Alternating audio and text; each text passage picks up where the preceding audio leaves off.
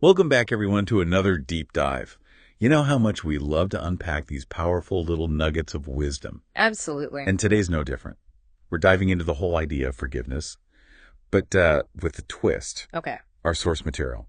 It's really just this one sentence. Yeah. Be great by forgiving someone, but don't be a fool by believing a second time. I like that. Right. It's so simple, yet so profound. Yeah. So obviously, we're not going to get all preachy here, about some kind of moral obligation to forgive or anything like that. Right. This deep dive is all about practicality. It's like, how do we actually take this idea, this balance of forgiveness and self-protection, and make it work in our lives? That's the real challenge, isn't it? I mean, forgiveness, it's easy to talk about in theory, but in practice, when you've actually been hurt by someone, it can be a whole different ballgame. Totally. And that's what I love about this statement, It doesn't shy away from that tension. It acknowledges that, yeah, forgiveness is great. But there's also this element of wisdom, this need to learn from our experiences and not let ourselves be taken advantage of. Exactly. It's not about being naive or gullible. Right? It's like, how do we hold those two things together? The ability to forgive and the ability to protect ourselves. How do we walk that line? Well, maybe a good place to start is by understanding what forgiveness really means. At its core, it's about releasing ourselves from the burden of resentment and anger. It's an internal process. It's not necessarily about the other person. It's about us choosing to let go of that pain, that bitterness that's eating away at us. I think that's a really important point because a lot of times we think forgiveness means saying what that person did was okay, or, we have to reconcile with them.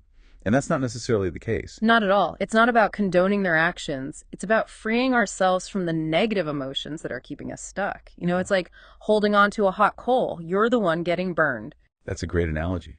It's like we think we're hurting them by holding on to that anger, but really we're only hurting ourselves. Right. And that's where the don't be a fool part comes in.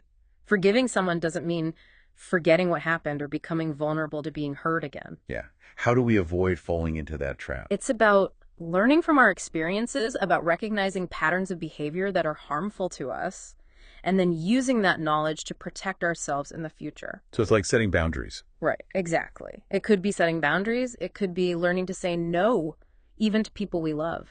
It could even mean distancing ourselves from certain relationships if they're consistently toxic. And this isn't about being cold or unforgiving. It's about self-preservation.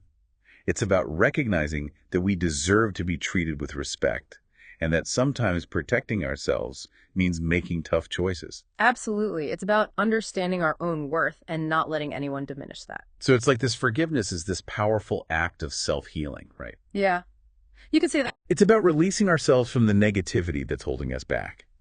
But it doesn't mean we have to be doormats. Right. It's about integrating the lessons we've learned from those painful experiences and using them to navigate our lives in a wiser, more empowered way. This is making me think about like an analogy I think could be helpful here. Imagine you accidentally touch a hot stove. You get burned. Right. Yep. That pain is real. It's not something you just brush off. No, of course not. But once that burn heals, you don't keep going back and touching the stove over and over again, do you? No, you learn from that experience. Exactly. So in a way, forgiveness is like treating that burn. It's about acknowledging the pain, allowing yourself to heal. But not being a fool means you've learned your lesson.